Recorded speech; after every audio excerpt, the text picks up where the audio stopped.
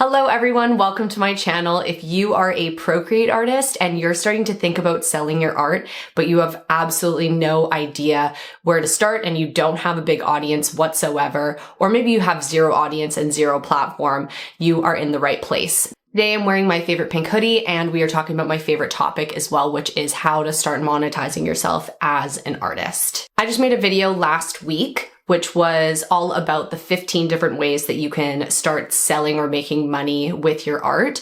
However, we're going to be diving into one of those specific topics, which is really print-on-demand systems, which I feel like is a great starting point for most artists that have no idea where to start. I get it though, putting your art out there and trying to make it sellable can feel very overwhelming. So in this video, I'm going to be talking about the most relevant, actionable steps that you can take as a beginner. I do want to preface though, even though you don't need a big social media audience to actually make money selling your art, it does take a little bit of a hustle. You have to change your mindset a bit more to a business mindset and start educating yourself on what some of these platforms actually need for you to be successful, which are, basic marketing skills and some SEO as well. But don't let that scare you. I'm going to be covering some of these in this video today. So the first thing that is extremely important is making sure that your artwork is actually printable for these printing sites. What do I mean by that? It needs to have a high resolution. So when you're going into your art in Procreate, for example, you want to start with a canvas that has 300 DPI. This is something that you can edit in the canvas information prior to even creating your artwork. And you want to make sure that this is set up properly because this is the base level standard expectations for DPI or resolution when you're going to go print anything. You also want to make sure that your canvas sizes are matching the dimensions of the print sizes and the print size intention. So if you are wanting to sell something like an 8x10, you want to make sure that your canvas size matches that. Otherwise, you're going to run into some issues down the road.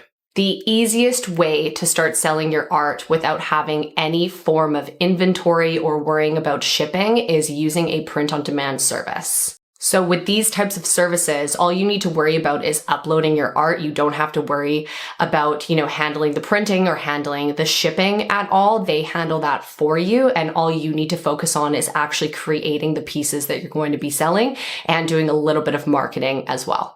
One of the most popular print-on-demand services is Etsy. So you can actually have integrated print-on-demand services with Printable or Printify with Etsy. You could also utilize Redbubble or Society6, and they offer various products from prints to merchandise as well.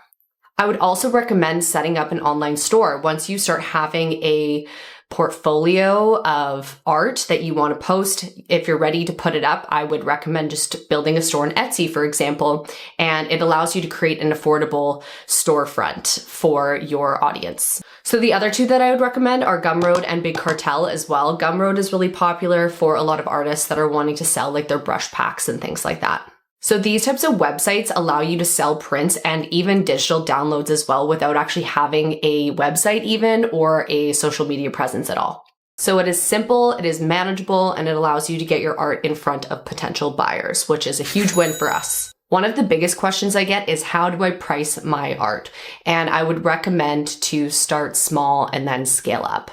What I would highly recommend is going on Etsy, going on Redbubble, do some competitive analysis and understand what other people are selling their prints for. I would also recommend offering a variety of different print sizes because of course, the bigger the prints, the more expensive they will be.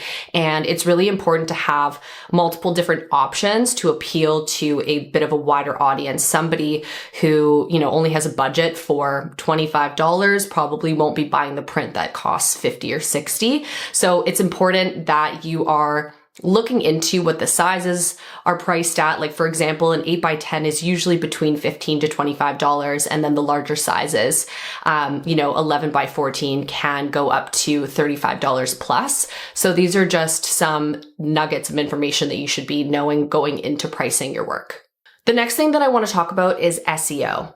SEO stands for search engine optimization, and it is going to be your best friend. This is a marketing term. This is something that is used across pretty much all platforms like Google, YouTube, and even these art platforms that you are potentially going to sell your art on as well. It just allows your audience to find you through keywords, essentially. So what you want to do when you're titling your art or even giving it a description, you're going to want to do some research with other platforms that I will leave in the description below that can help you understand highly searched keywords so that you can include those in your title or even in your description when you're trying to sell your art so that your audience can actually find it in the first place. For example, let's say you're selling a piece of landscape art, you would want it to say something along the lines of nature art print for home decor or something along those lines. These are keywords in your titles, like I had said before,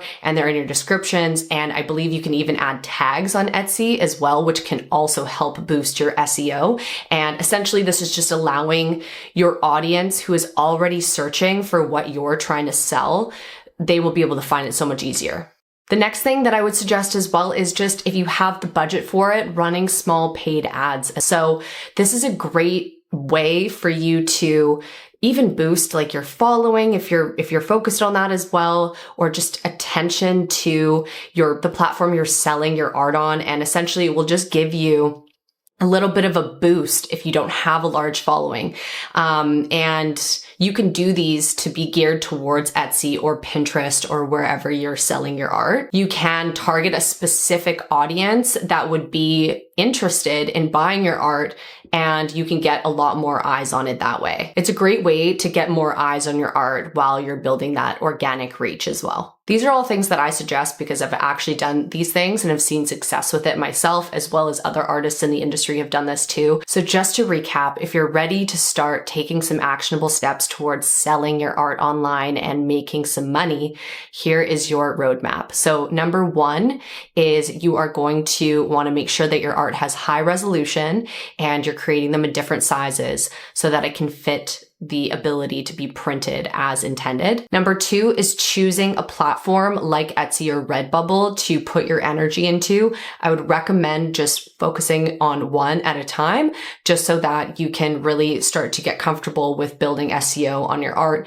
and getting comfortable with the whole process in general. Number three is setting up a storefront on one of these platforms and starting to have your art being sold at different price points based off of what it is. And number four is figuring out your SEO and then also potentially leaning into paid ads if you are wanting to expand that reach a little bit as well. Well, that's all I have for you today. And if you are serious about getting a storefront up and running and also noticed online, I did create a freebie for you today, and it is an Etsy SEO checklist, which you can download in the description below.